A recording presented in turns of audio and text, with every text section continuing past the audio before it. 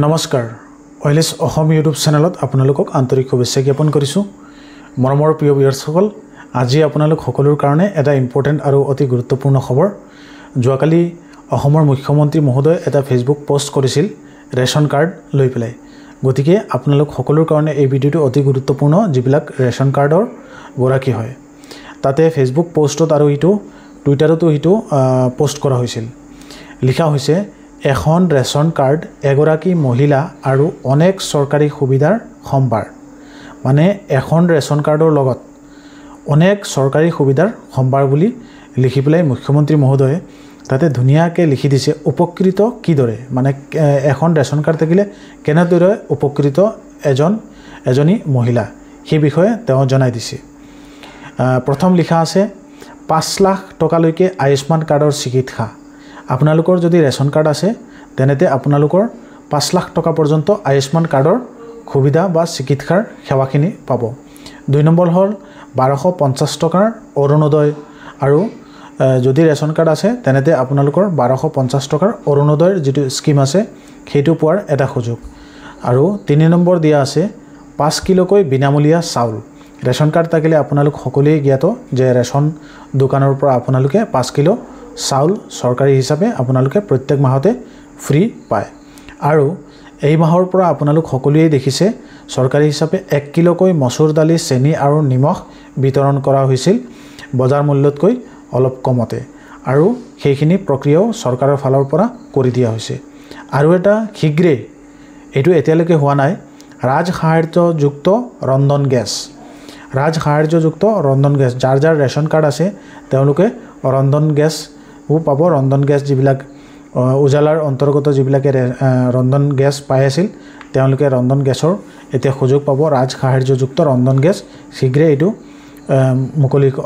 কৰিব বা চৰকাৰে আগতেও এইখিনি বহুত মানুহে ৰেশন কাৰ্ড টকাৰ পিছত পাইছিল গতিকে এই যেটো সুবিধা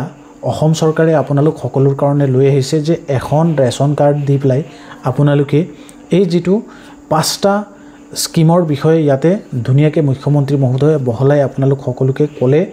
আৰু মই আপোনালোকক এই ভিডিঅ'ৰ যোগেদি দেখুৱালো হেইটোৰ ক্ষেত্ৰত মুখ্যমন্ত্ৰী মহোদয়ে লিখি পেলাই এটা পোষ্ট কৰিছিল তাতে লিখিছিলে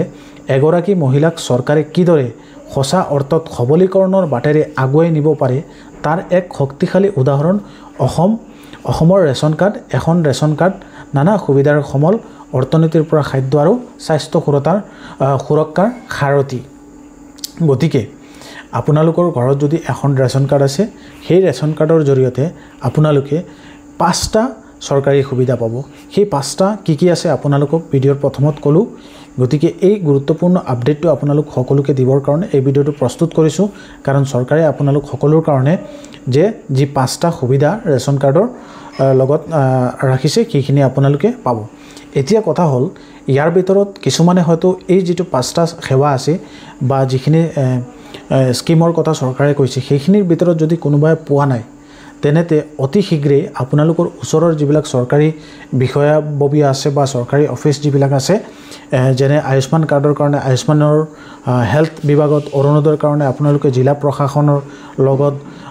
আৰু বিনামূলীয়া চাউলৰ ক্ষেত্ৰত আপোনালোকে সাপ্লাই ব্ৰাঞ্চত আৰু মসুৰ দালি চেনি নিমখ এইবিলাকৰ কাৰণে সাপ্লাই ব্ৰাঞ্চত ৰাজসাহায্যযুক্ত ৰন্ধন গেছৰ কাৰণে আপোনালোকে জিলা যেটো অফিচ আছে তাত গৈ পেলাই আপোনালোকে যোগাযোগ কৰিব পাৰে বা আপোনালোকৰ ওচৰত যেটো এলপিজি সেন্টাৰ আছে তাত গৈ পেলাই আপোনালোকে যোগাযোগ কৰিব গতিকে এই 5টা সেৱা যেটো আছে বা যিখিনি স্কিম চৰকাৰে আপোনালোক সকলোৰ কাৰণে ৰেশন কাৰ্ড টকা ব্যক্তিসকলে আগবঢ়াইছে হেইটো আপোনালোকে সকলোৱে লওক বুলি আপোনালোক সকলোৰ কাৰণে প্ৰস্তুত কৰিছো যদি